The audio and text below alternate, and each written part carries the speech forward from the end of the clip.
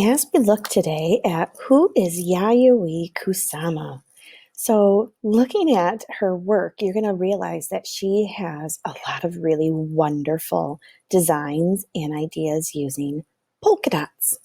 That's what she's really known for. So, she is, let's see here, Yayoi Kusama. This is her The Passing Winter of 2005.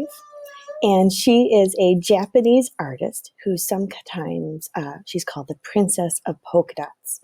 So, although she makes a lot of different types of arts, such as paintings, sculptures, she even has performances, installations, they all include dots. So, a lot of people wonder, well, what's up with all of these dots? And what she talks about is she was inspired when she was a little girl. She had a little bit of a hallucination that scared her a little. And she describes it as she was in a field of flowers when they started talking to her. So she said the heads of these flowers were like little dots, and they just went on and on and on as far as she could see. And it felt as if she was disappearing, where she calls it as if she was self-obliterating into this endless field of dots. And so this experience influenced her in her work. So she adds marks all over, dots and everything, onto her paintings, drawings, objects, her clothes, and she feels that she's making them and herself melt into something to become a bigger part of the universe. So here is a quote that she uses. She said, "Our Earth is only one polka dot among a million stars in the cosmos." She said, "Polka dots are a way to infinity. When we obliterate nature and our bodies with polka dots, we become part of the unity of our environment." So here is a younger Yayoi Kusama in one of her installations that she created and has these mirrors. This was featured in New York. Here's another installation using all of these. It's called her Infinity Mirrored Room, and it's filled with all of these lights that are in the form of dots. So you can go and experience a lot of this, and you just feel like you're a part of her rooms. How she started it was when in 1929 she was born in Japan, and she loved drawing and painting, but her parents didn't want her to become an artist.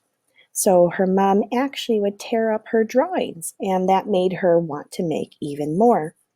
She could also not afford to buy art materials, so she created a lot of her first artworks using mud and old sacks to make art. So this is a drawing that she made of her mom when she was around 10 years old.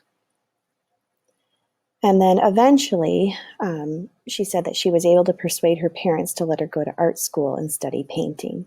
So in 1950, she moved to New York, and that's when she basically came to conquer New York, and she said she would stand up to all of the artists with this one single polka dot, and she became famous. So let's take a look at a lot of her artwork. Many that you'll see in what we're going to do today include her polka dots on pumpkins. So let's get started. So today I'm going to be giving you a piece of paper. If you're at home, you can use a plain white paper, but if you have construction paper and you want to use a color that way, even a magazine and you draw on top of that or on cardboard works too.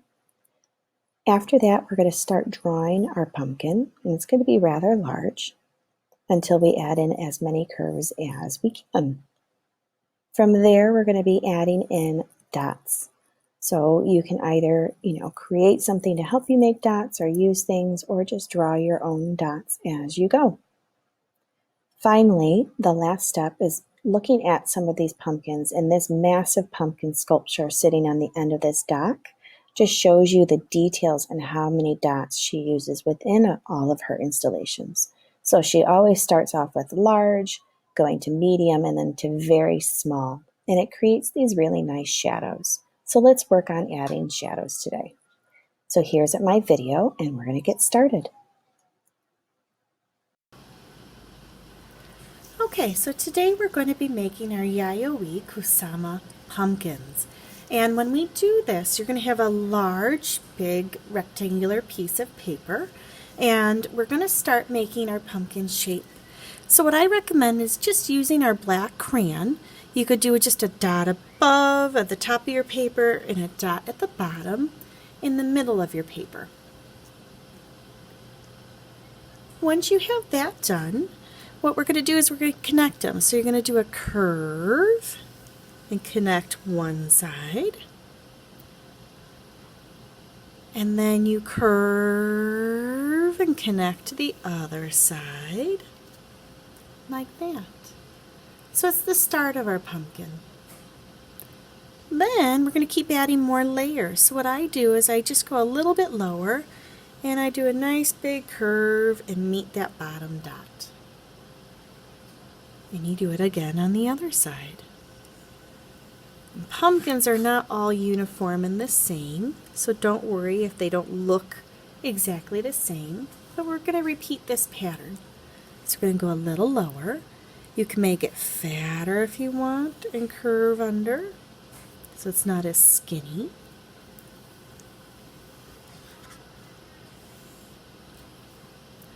And maybe I'm going to do one more for my pumpkin, so it's a really wide, big pumpkin.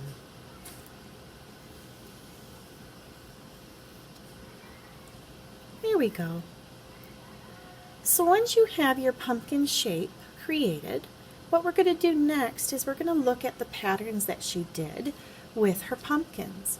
And she loved dots, as you know, and as we were studying. So it's easier to start in one.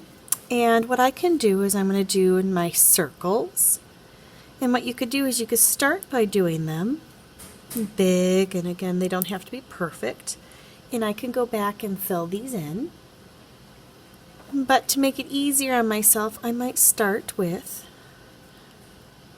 the other little set that she had. So she kind of had some of these dots, different sizes. She repeated in a pattern.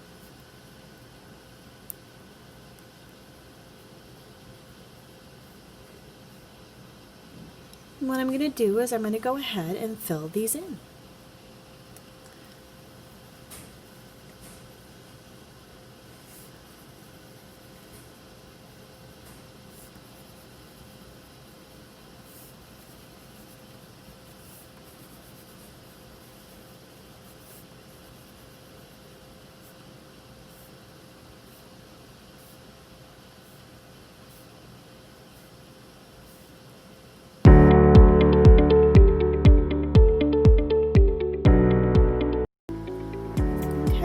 So you want to keep building and adding more, just like her.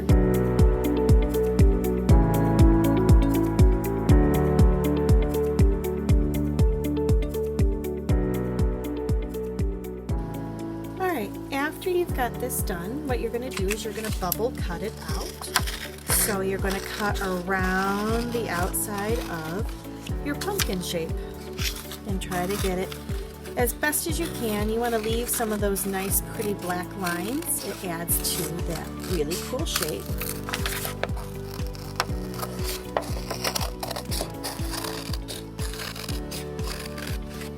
And notice that I'm turning my paper to help me. If you ever find you have too much, just cut off that strip of paper that you have.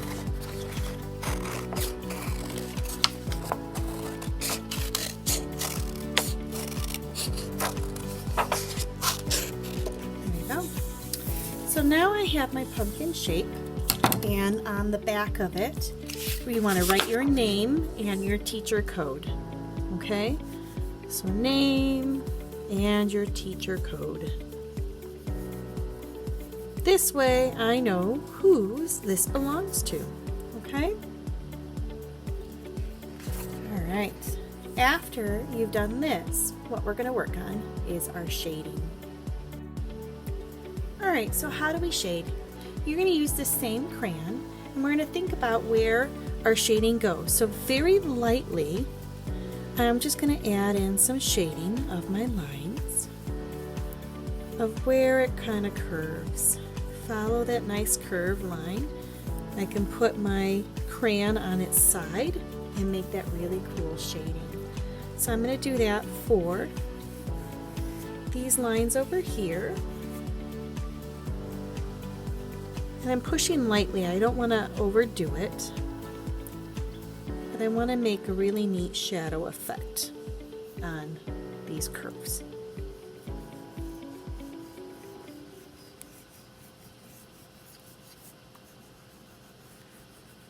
It doesn't have to be perfect. It could be thick or thin.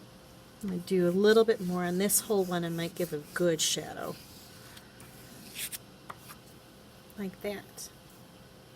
Now on this side, I might just do a tiny bit.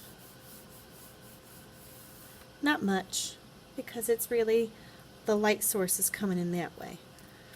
But I just wanted to give it a little bit of something so it just stands out and these lines are just a little thicker to kind of help show that it's curved and more three-dimensional, like that.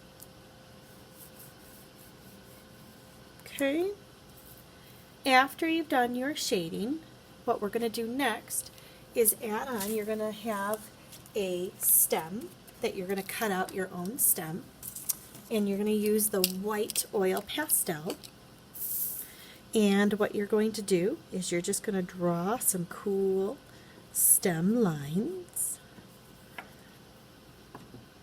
And then what we'll end up doing is you're just going to glue it with the glue stick right behind it.